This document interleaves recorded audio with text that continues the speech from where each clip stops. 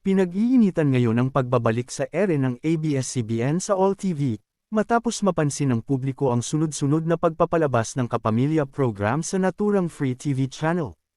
Marami ang naniniwalang ito ay isang malaking hakbang para muling maabot ng ABS-CBN ang mas malawak na audience matapos ang pagkawala nito sa traditional free-to-air television noong mga nakaraang taon. Lalong naging usap-usapan ang isyu dahil sa patuloy na promosyon ng mga sikat na palabas ng kapamilya na muling napapanood sa All TV. Para sa mga loyal kapamilya viewers, ito ay tila pagbabalik ng normalidad, habang para naman sa iba ay senyales ng unti-unting pagbangon ng network sa gitna ng mga naging pagsubok nito. Hindi rin maiwasan ang halo-halong reaksyon mula sa publiko at industriya ng media. May mga natuwa at umasa na posibleng masundan pa ito ng mas malawak na pagbabalik ng ABS-CBN sa Free TV, habang ang iba naman ay nagmamasid kung magiging pangmatagalan ba ang partnership ng network at All TV.